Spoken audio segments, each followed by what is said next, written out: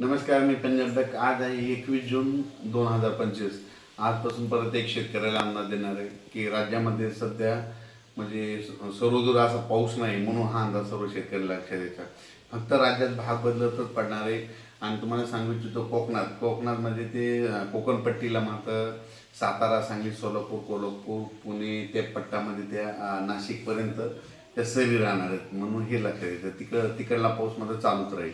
पण राज्यात इतर महाराष्ट्रामध्ये पाऊस म्हणजे काही जिल्ह्यामध्ये कसा राहील तर राज्यात पहिली गोष्ट सर्वदूर पाऊस नाही, भाग बदलत पडणार आहे, त्याच्यामध्ये सरी येणार आहे. सर्वदूर काही मोठा पाऊस नाही, म्हणून हा अंदाज प्रथम सर्व शेतकऱ्यांनी लक्षात घ्यायचा.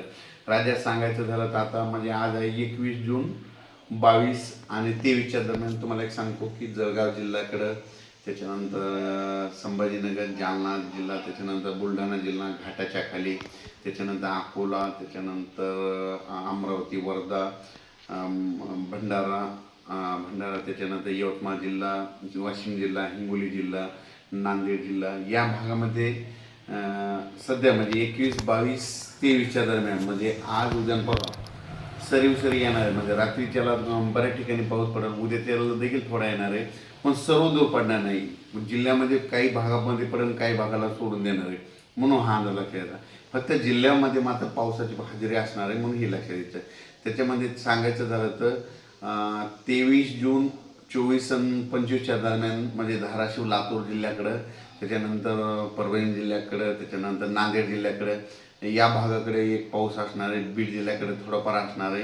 म्हणजे सर्वदूर जिल्ह्यात पडणार नाही, फक्त काही भागामधून पडून जाईल, म्हणून हा अंदाज लक्षात येतं. म्हणजे सांगायचं झालं तर 21 जूनपासून ते 26 जूनपर्यंत असाच पाऊस राहणार आहे, विखुरलेल्या स्वरूपात राहणार आहे, सर्वदूर पडणार नाही, म्हणून हे अंदाज लक्षात येतं.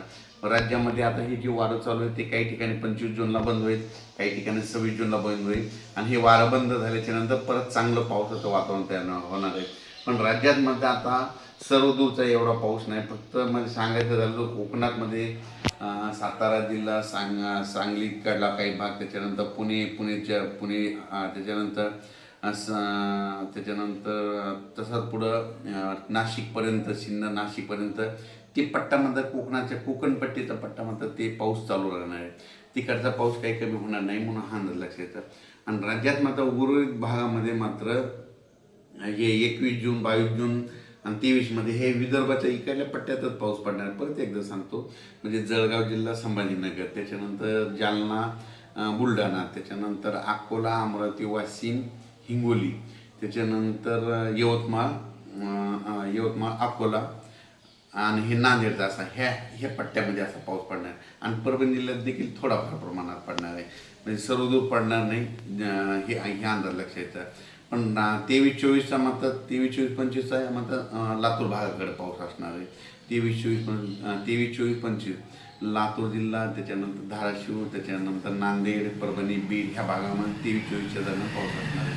सर्वदूर असा काही पाऊस नाही, फक्त जिल्ह्यामध्ये कुठंतरी अर्ध्या भागामध्ये येऊन जाईल, म्हणून हा अंदाज लक्षात येतात. त्याच्यानंतर परभणी जिल्हा झाला, मराठवाड्यामध्ये देखील 25-26 तारखेपर्यंत हे असंच वारं चालू राहील. 26च्या नंतर हे वारं बंद होईल आणि त्याच्यानंतर वातावरणामध्ये बदल होतील.